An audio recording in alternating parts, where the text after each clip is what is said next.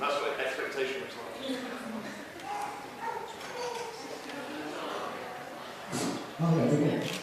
I just think it's probably best if I have a microphone because then at least you can hear me over the laughing. Have we got a projector to come up, please? We're just going to get a projector up because we've got a few images that we'll really, well, hopefully hand them up when it's home. But I've actually heard, whilst we wait for that to be set up, well, I'll speak into the mic, that there's a sweepstake going around about the length of my speech. Yes. Oh, really? Well, because I mean, it doesn't put any pressure on me. What were we saying? Oh, 50-50. Well, the power is in my hands, isn't it? So we'll say, do with you. The more you laugh, the quicker I'll go. Yeah.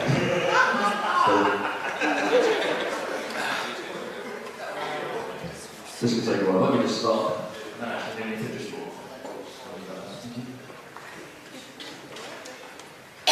Good evening, ladies and gentlemen. Good evening. Good evening. Before I start, I'd just like to get quickly a bit of housekeeping out of the way. The hotel have asked me to announce that in the interests of health and safety, if you please refrain from standing on tables or chairs during my standing ovation. That'd be very much appreciated. The chandeliers are antique, so please just keep it, floor level. Thank you. Got about an hour's worth of material. Take a while. Before I get properly into my speech, I would like to first say a few thank yous to my. Don't worry, I won't be like Daniel's. It was a bit like the Oscars, wasn't it? Everyone was waiting for him to finish. I'd like to thank a few people who, quite frankly, have had it quite easy today. Their job involved standing around, pouting and looking pretty. Although it is worth saying that a lot of money has been spent and time on the hair, makeup and outfit. So please, raise your hands and glasses to the ushers.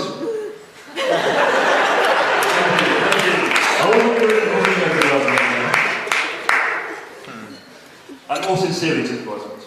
You all look beautiful today, and thank you for all you've done in the months leading up to today to help prepare for this event and to prepare Anna as well for this event, and to be there for her. I know that both Anna and Daniel really value your friendship, and I look forward to many more great times with you. So thank you.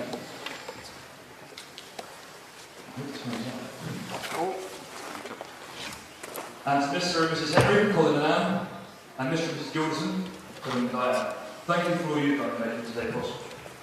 I know I speak for everyone here when I say what an incredible and memorable day it's been. Thank you for letting us share it with you, and thank you for raising our friends Anna and Daniel as we have. You've got so much to love.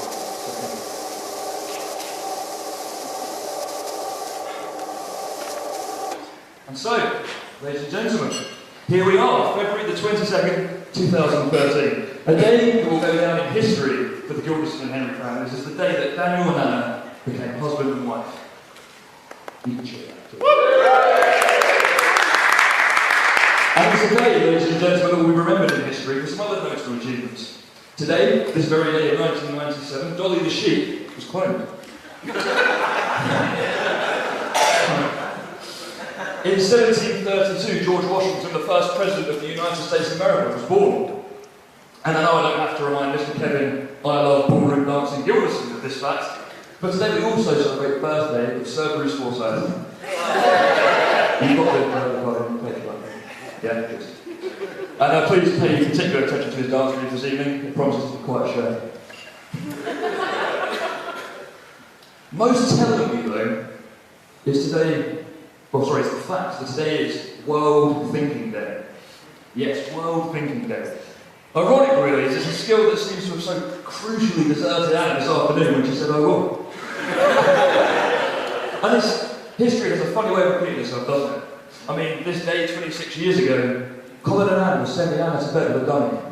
And here we are, all those years.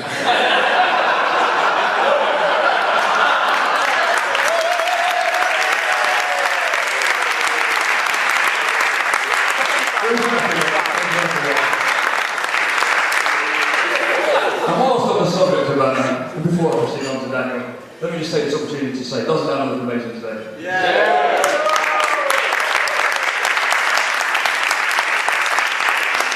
I'm going to be controversial here, I'm just going to chuck it out there.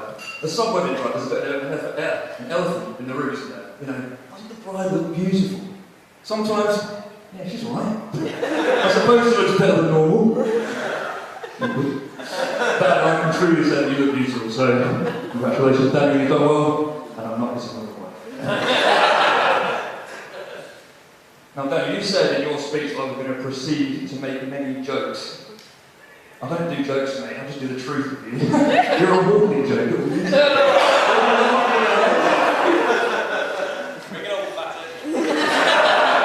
And with that sentiment of truth in mind, ladies and gentlemen, it won't come as a surprise to learn that Daniel was born a deeply ugly baby.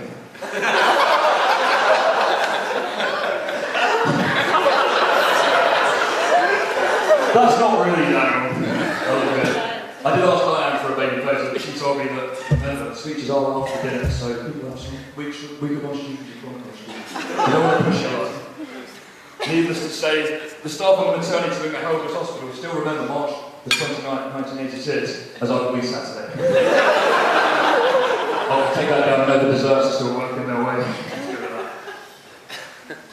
But yes, Daniel was born at a young age, surprisingly, and he resembled a small, albeit ugly, baby.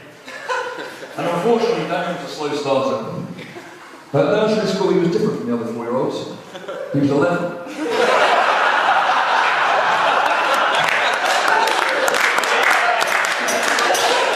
And his personality, as you can tell, wasn't up to much either. He was the type of person that could brighten up your day just by saying goodbye.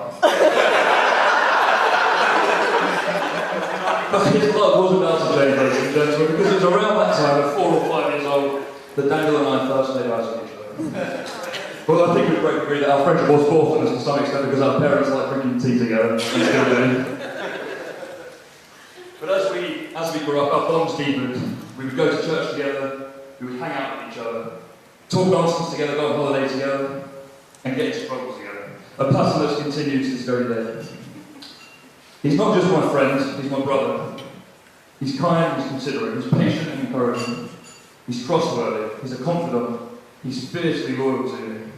He's a brother in Christ. And on top of all that, he's got pretty good banter.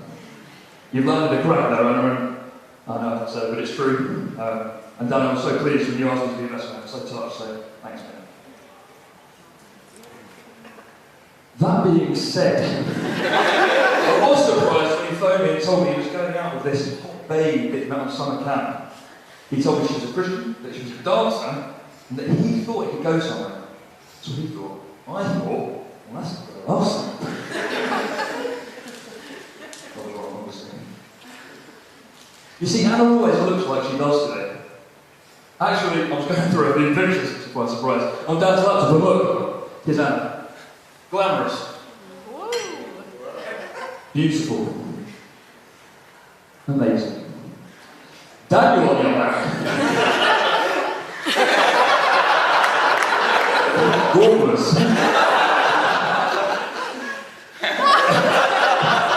Ugly. It's big now. Oh, you can't see it, that's a shame. Actually, no, it's probably not John with the best, so we'll forget that one. He's on the far right, he's really fat. Do you want to see it? Come on. You can hear the laughter. Thank you. Anyway. So when Dan told me he was going to ask Bennett to marry him, I thought, yeah, good one, mate. But she said yes. Again, well, thinking days brings to mind, doesn't it? But perhaps I'm being harsh on Dan, he's not a complete loser. Well. So, in the interest of, balance, I want to talk about his achievements in life as well. I think we've got time for both of them. Now, some of you will know, some of you won't know, that Daniel's mother, Diane Gilderson, sat over there, is a professional driving instructor. And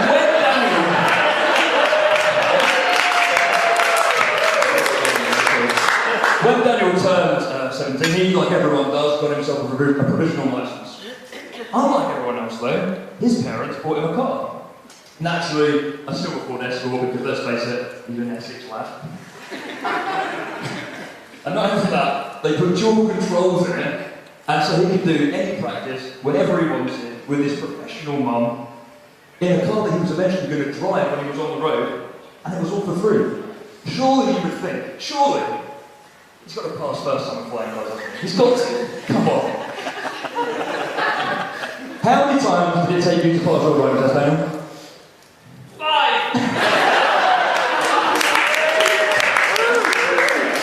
5 times? What an idiot!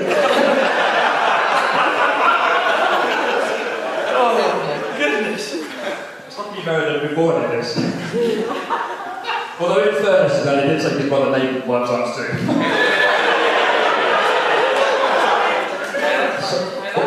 I'll get that.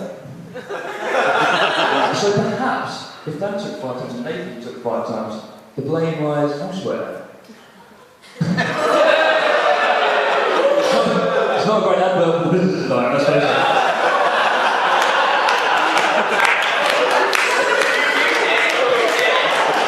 In fairness, I didn't realise I'd be sitting next to Diane when I wrote this.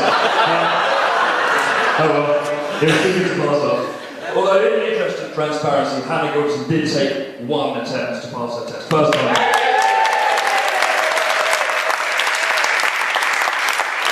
So perhaps there's a problem with the Gilderson then, which is obviously quite likely. That's not even the best bit though. The best bit was when Dan passed his test finally. He came round to my house proudly in his new car to take me for a spin. But please, tell me what you would do if you were an 18-year-old lad and you got into the passenger side of the car to be presented with dual controls. Let's just say the emergency stop procedure was well and truly refined.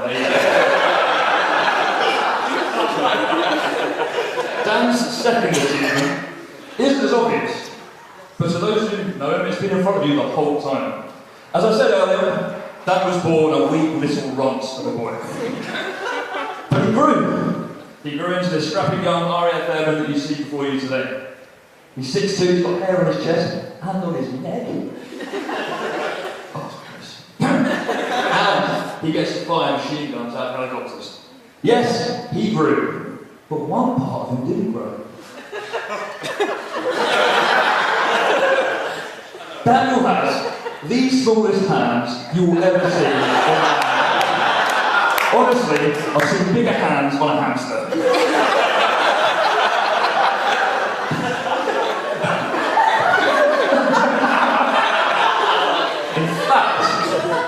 In fact, legend has it that when Daniel passed out of RAF training, he announced and shook him by the hand and said in surprise, "Gilderson, the last time I saw hands that small, I was shaking hands with Jeremy Beale." If you didn't get it, ask someone that laughed, or just search the next video. That's a joke to take home. I'm good with this. But yeah, after this, please go up to him and give him a high five or compare hand sizes. He loves it. He loves it.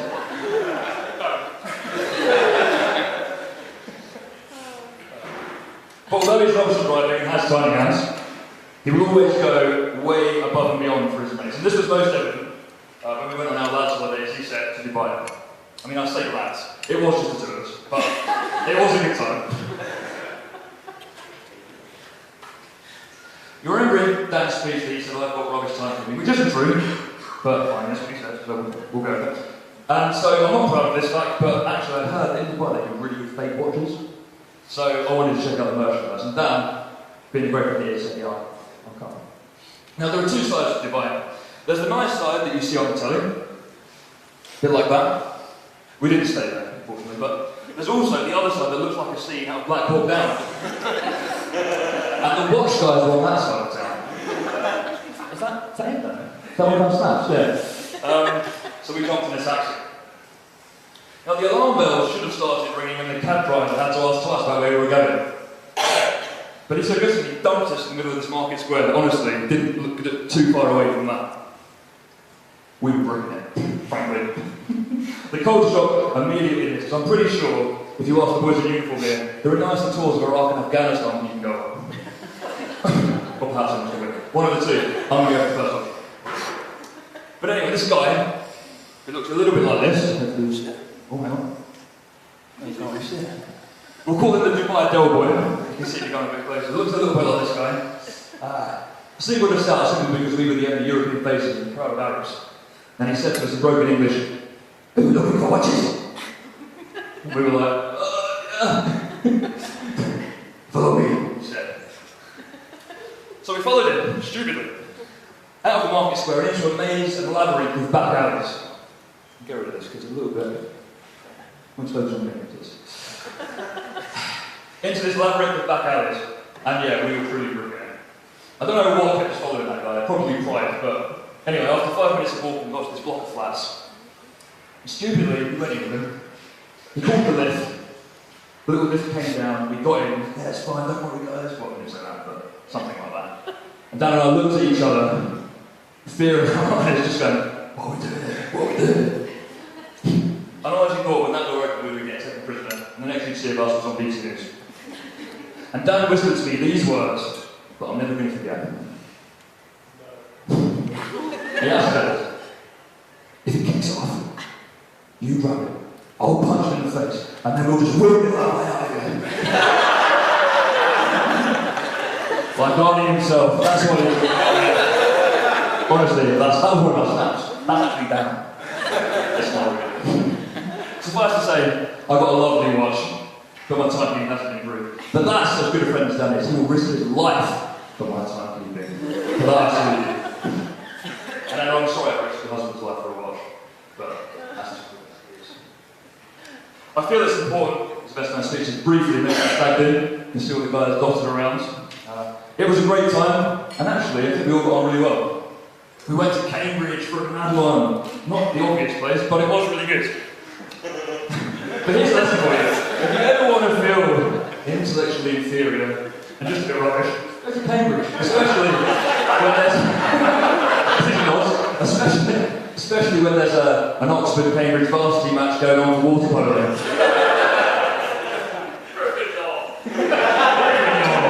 That stays on stack.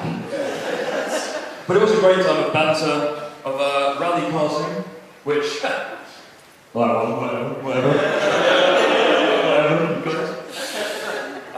And some really good shapes of the dance floor. And of course there are certain things that go on tour and stay on tour. Like the guy on our little crew who went out on Friday night and got so carried away that he missed everything on the Saturday. Everything he paid for, £143. And he just stayed in bed for the whole day. He just about managed to surface the dinner on the Saturday night. But of course, this man will remain nameless, won't he, Ollie? At least I'm out on Friday night.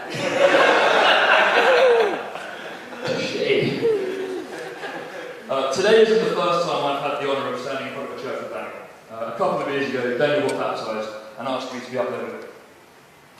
Dan and I are great mates, but the closest bond that binds us is our faith in Jesus. He encourages me in my faith. He offers guidance, friendship, rebuke, and a tangible brotherly love. He's one of my bestest friends, and Anna, I really look forward to getting to know you just as well as I know that in the years to come. I'm not married. In fact, I'm single, ladies. I'm not married, so I don't have that killer bit of advice to throw your way, as is tradition in the best man's speech. But on your baptism, Dan, I read these two verses out from the Bible book of Colossians, from chapter 2, verses 6 and 7. So then, just as you received Christ Jesus as Lord, continue to live in Him, rooted and built up in Him, strengthened in the faith as you were taught, and overflowing in thankfulness. I'm certainly no expert on marriage, but if you guys are rooted in Jesus, regardless of the ups and downs of life, you'll have joy. And so that is the end of the speech, ladies and gentlemen. So let's finish with a toast. Can I ask everyone please to stand, raise your glasses to Daniel and to Anna. Daniel and Anna. Take all the time.